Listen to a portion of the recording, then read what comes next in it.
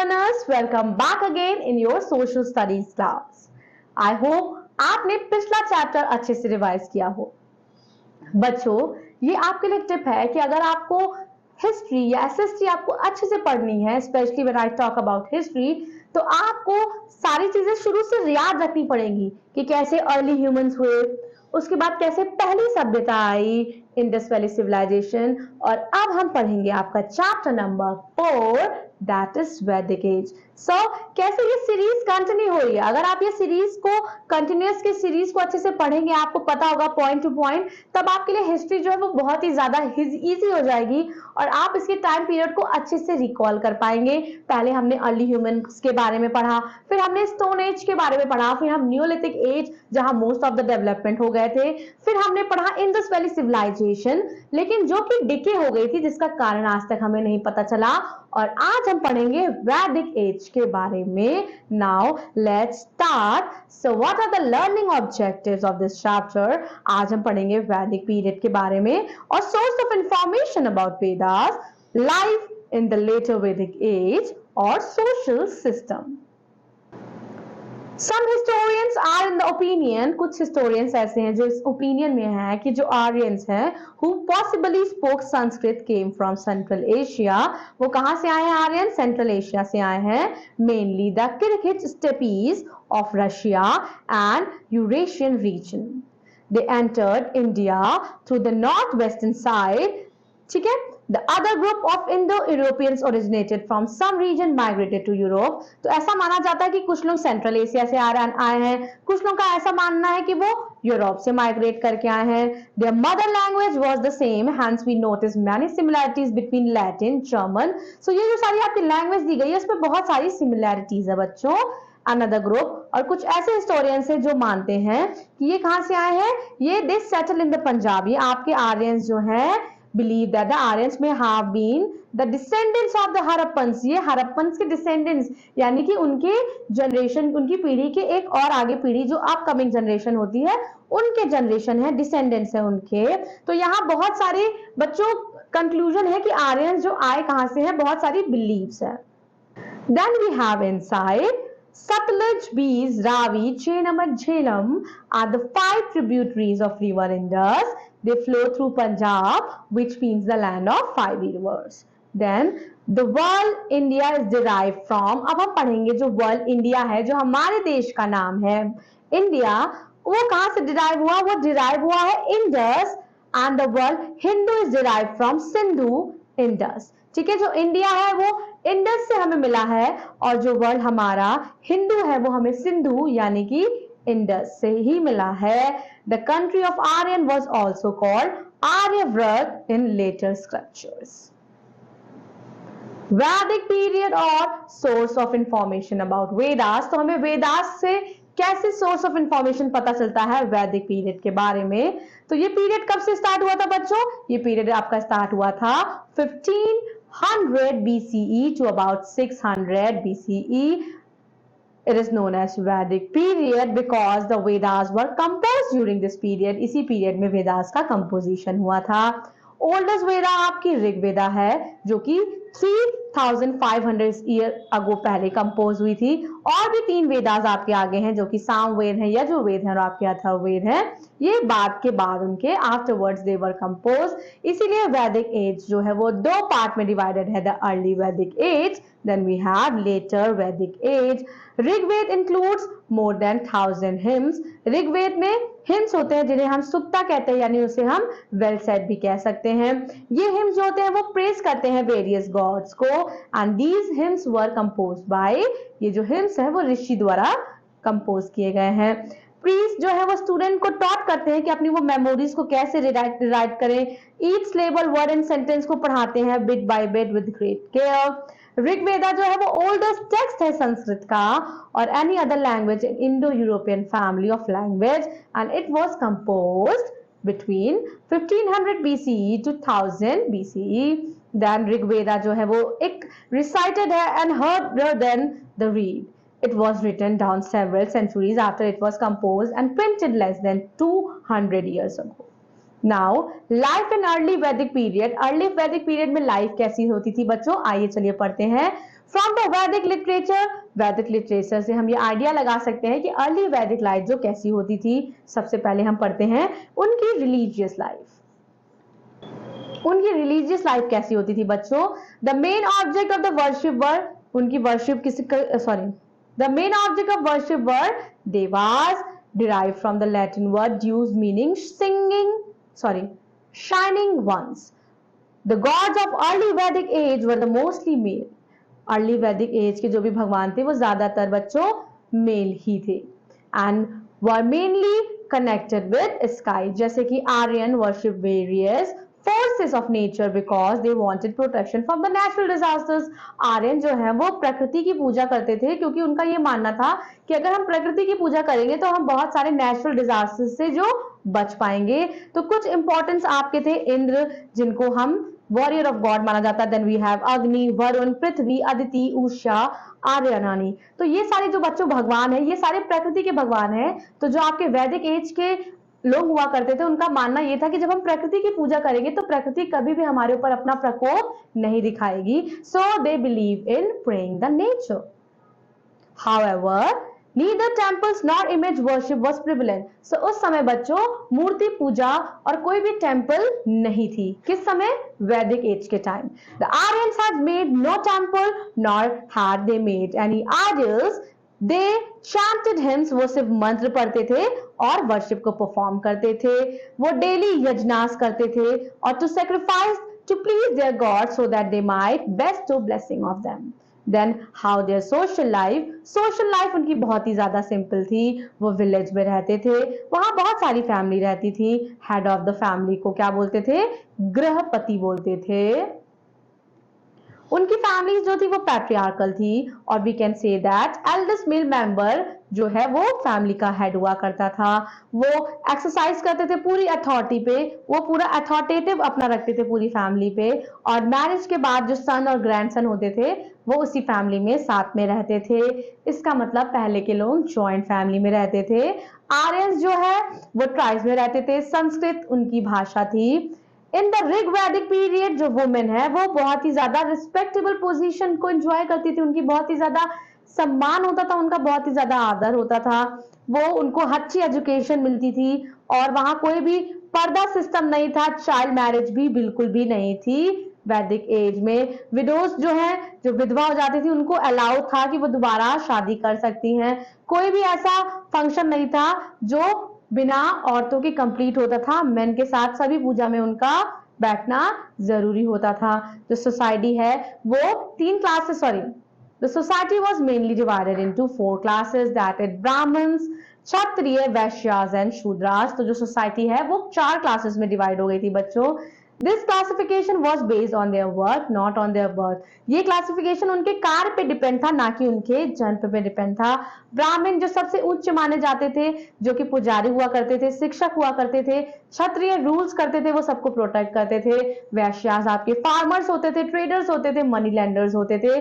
और जो शूद्र होते थे बच्चों वो क्या होते थे? वो लेबर होते थे, वो क्राफ्ट पर्सन हुआ करते थे। All the class could be seen in one family but later on the occupation became her their other people attached to a particular occupation made a caste. Now let us read the inside.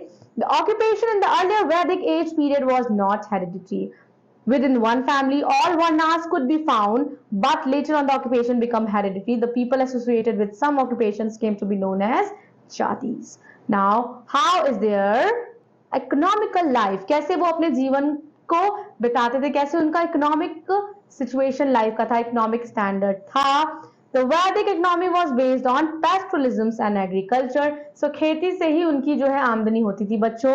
The common people जो है वो herding और farming में लगे रहते थे। Society जो है patriarchal नेचर की थी, जॉइंट फैमिली सिस्टम था, जहां जो ओल्डेस्ट मेंबर जो था वो हेड ऑफ द फैमिली था और इकोनॉमिक डिसीजन वही हेड ऑफ द फैमिली लेता था। और इकोनॉमिक जो है वो कैटल के थ्रू भी होती थी, क्योंकि जो पशु पालते हैं, रियरिंग करते हैं एनिमल की, उसके थ्रू भी होती थी। Wars were fought for kettles, और लड़ाई झगड़ा ज्यादातर कैटल्स के लिए ही होता था, जिसको गिवश्ती कहते हैं, literally meaning search of cows. ना उनका खान पीना कैसा था बच्चों? खान पीन तो जो ऋग वैदिक पीरियड के लोग थे वो सीरियल्स खाते थे, जैसे कि व्हीट है, राइस है, बार्ले है, स्टेपल फूड्स का प्रयोग होता था। उसके बाद वो मिल्क से बने हुए जितने भी प्रोडक्ट है उनका इस्तेमाल करते थे। फिर वो एक ड्रिंक पीते थे, उसको सोम ड्रिंक कहते हैं, और उसका बच्चों मतलब होता है an intoxicating drink made from plant. वो पेड़ से बनती थी, जो इंटॉक्सिकेटेड ऑब्जेक्ट से बनती थी और हमारे जितनी भी टॉक्सिसिटी है उनको दूर करती थी। उसके बाद दूसरी ड्रिंक आपकी सूरा थी।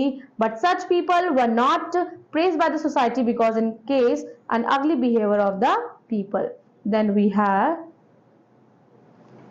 Games and amusement. तो वैदिक काल में गेम्स और अम्यूजमेंट भी होते थे, जिसमें कि आपका होता था बच्चों horse racing, chariot racing and hunting आपका होता था। और वो एंजॉय करते थे डाइस, यानी जो आज हम लूडो खेलते हैं ना, पहले के टाइम पे भी वो पासे के गेम होते थे, वो एंजॉय करते थे। उसके बाद जुआ खेलते भी, वो जुआ खेल के भी एंजॉय करते थे।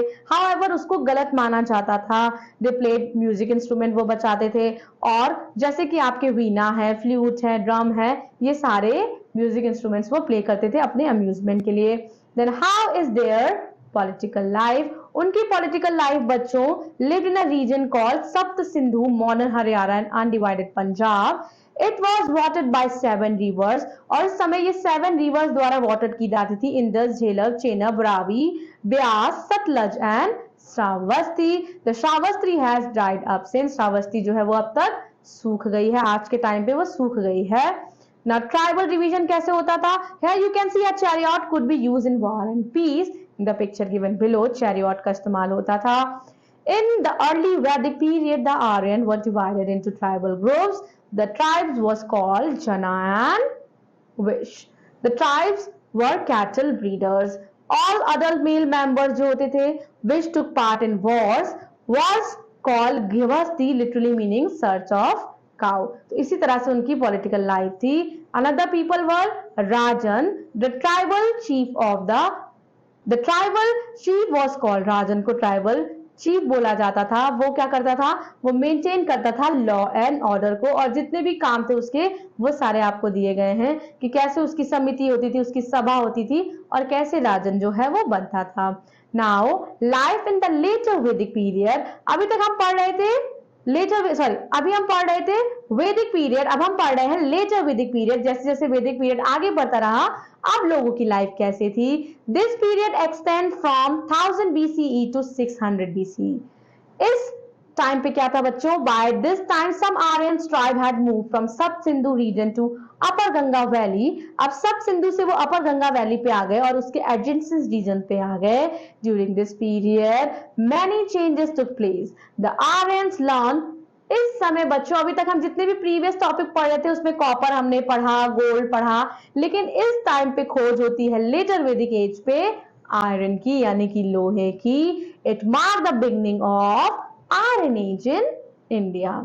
नाउ सोर्सेस क्या है? The information about the social, economical, religious and political life, ये सारे हमें बच्चों वैदिक पीरियड में कहां से मिलती हैं? जो 3 वेदास, जो अपकमिंग वेदास हैं आपके, सामवेद, यजुर्वेद एंड ऋग्वेद से मिलती है। एंड उसके साथ साथ Atharvaveda, Brahmanas, the Upanishad and the Puranas, the Mahabharata and Ramayana से हमें वैदिक एज की जानकारी मिलती है कि उनकी सोशल, पॉलिटिकल और इकोनॉमिकल लाइफ क्या थी। Then we have religious life. In the later Vedic period, Suryas, Prithvi, Varun, Indra and other gods lost their importance. They were replaced by Brahma, the creator, Vishnu, the protector and the Shiva, the destroyer. So here, अब ये जो सारे भगवान जो पहले हम natural प्रकृति की पूजा करते थे, सूर्य, पृथ्वी, अब क्या हुआ? अब उन भगवान की जो है इंपॉर्टेंस कम हो गई। अब वो किसके द्वारा रिप्लेस हो गए? Brahma, Vishnu and Shiva. Ritual and sacrifice became very complex and were performed elaborately. Special occasions such as the birth of child, a marriage, etc. were celebrated with lavish ceremonies. Priests received gifts of gold, clothes and horse. So, अब हम देखते हैं position of priest. तो priest जो है वो बहुत ही ज्यादा इंपॉर्टेंट पोजीशन मानी जाती थी। जो पुजारी होते थे वही सारे रिचुअल्स को परफॉर्म करते थे। पॉलिटिकल लाइफ कैसे होती थी बच्चों? अब पॉलिटिकल लाइफ थोड़ा सा चेंज हो गई थी। अब यहाँ किस टर्म का इंट्रोडक्शन होता है? जनपद एंड महाजनपद। अब सोसाइटी जो है वो महाजनपद और जनपद में डिवाइड हो गई थी। और वो जनपद थे बच्चों आपके मगध, अवंती, कौशाला, वत्स, कुरु, मल्ला, सूरसेना, अस्माका, कंबोज, कंधार, अग्न, काशी, वेदा, चेदी, मत्स्य and Panchal. Then, for example, the Kuru occupied Delhi and the adjoining area called Kurukshetra, and the Panchals occupied the middle portion of the Ganga Yamuna Doab called Panchal देश। सो ये सारे आपके जो थे जनपद महाजनपद डिवाइड हो गए थे। फिर इनकी इकोनॉमिकल लाइफ थी, इनकी इकोनॉमिकल लाइफ अभी भी जैसे पहले लोगों की चलती आ रही थी, एग्रीकल्चर ही इनका मेन ऑक्यूपेशन था, क्योंकि अब यहाँ ये सेटल हो गए थे गंगा यमुना के डोब पे, मिडिल गंगा पे, जहां जो सॉइल होती है बहुत ही ज्यादा फर्टाइल होती है, तो क्रॉप्स भी अच्छे से ग्रो करती है। Now we have to inside the word janapada literally means the land where as the Jana set it foot and settle down. Next, The caste system prevalent in Hindu society at present has its roots. जो पहले के जमाने में, आज के जमाने में जो अभी हम पढ़ रहे हैं वैदिक एज में जो कास्ट सिस्टम है, वो आज तक हमारी लाइफ में कहीं ना कहीं फॉलो होता है कि हम जो अपर क्लास होती है उनको ज्यादा रिस्पेक्ट देते हैं, और जो लोअर जो शेड्यूल कास्ट होती है उनको उतनी रिस्पेक्ट नहीं मिलती है। Now we have caste system. The caste system became more rigid during later Vedic period. Moving from one varna to another became difficult. अब क्या हो बच्चों, कास्ट सिस्टम बहुत ही ज्यादा रिजिड हो चुका था। अब क्या है, आप जिस जाति में पैदा हो रहे हैं आपको वही कार्य करना है। सपोज आप जो है वैश्य हैं और आपको फाइटिंग करनी है, तो आपको क्षत्रिय नहीं बनने दिया जाएगा। सिस्टम बहुत ही ज्यादा रिजिड हो गया था। उसके बाद बच्चों, let me introduce you 4 ashrams. तो इस वैदिक काल में आपके 4 आश्रम्स आते हैं। Aryan introduce very strict code of discipline life. कैसे डिसिप्लिन लाइफ जीते हैं उसके 4 आश्रम्स बने हैं। They divided their whole lifespan into 4 well-defined parts, 25 years each. So 25 years के एक जो है आपके आश्रम्स होते हैं, जैसे कि आपके आश्रम है सबसे पहला ब्रह्मचर्य आश्रम, यानी बचपन से लेके जब हम 25 इयर्स के हो जाते हैं, उसके बाद जब हमारी शादी होती है तो उस आश्रम को हम कहते हैं गृहस्थ आश्रम, जहां हम अपनी गृहस्थी को देखते हैं। फिर जब हमारे बच्चे हो जाते हैं, हम एक बुढ़ापे में आ जाते हैं, तो उसे हम वानप्रस्थ आश्रम कहते हैं। एंड द लास्ट आश्रम इज संन्यास आश्रम, the last span of our life. यहाँ आपको एज की डिटेलिंग दी गई है। ब्रह्मचर्य जो है वो फर्स्ट स्टेज से लेके 25 स्टेज तक रहता है। ब्राह्मण, क्षत्रिय and Vysya man expected to study Vedas. उसके बाद दिस वॉल कॉल्ड ब्रह्मचर्य आश्रम। द नेक्स्ट स्टेज बच्चों, नेक्स्ट स्टेज आपकी होती है, नेक्स्ट स्टेज आपकी है जब आप शादी कर लेते हो तो उसे गृहस्थ आश्रम कहते हैं। फिर 50 साल बाद वानप्रस्थ आश्रम होता है, जहां आप रिटायरमेंट ले लेते हो अपनी लाइफ से। और संन्यास आश्रम आपका लास्ट आश्रम होता है, जहां आप संन्यास चले जाते हो, आप बाहर चले जाते हो, घर वर छोड़ को सन्यासी के रूप में आ जाते हो। In the stage man was expected to lead a life of solitude, अकेले रहने लगते हो आप, पर्चिंग और सर्विस करने लगते हो। Here my dear students, so we have completed this very information giving chapter Vedic age. Let us summarize the chapter. The period from about 1500 BCE to 600 BCE is known as Vedic period. The Aryans founded the Vedic culture. They migrated from West Asia to India subcontinent in various waves. The people live in villages in various tribes. Their main occupations were cattle rearing and growing crops. In the early Vedic period, the women enjoy a good position in the society, but their position declined in the later Vedic period. Here the most important point, जब बच्चों, जब आपका वैदिक period था, जो आपका early वैदिक period था, वहां वुमेन की बहुत रिस्पेक्ट होती थी, उनको बहुत ही ज्यादा सम्मान दिया जाता था। लेकिन जैसे जैसे लेटर वैदिक पीरियड आ गया, वहां वुमेन की रिस्पेक्ट जो है वो बहुत ही ज्यादा कम हो गई। In the later Vedic period, the areas ruled by a ruler are called Rajan become bigger. The Rajan was selected and he was answerable to the clan. Then we have in the later Vedic period, the Aryans had introduced a strict code of discipline in their life by dividing into 4 ashrams, that is the Brahmacharya, the Grihastha ashram and the Vanprasth and the Sannyas ashram. Here my dear students, today we have learned about the Vedic age, early Vedic age, later Vedic age, and about the caste system and also about the ashrams. I hope आपको chapter अच्छे से समझ में आ गया होगा। I'll be seeing you in your next social studies class.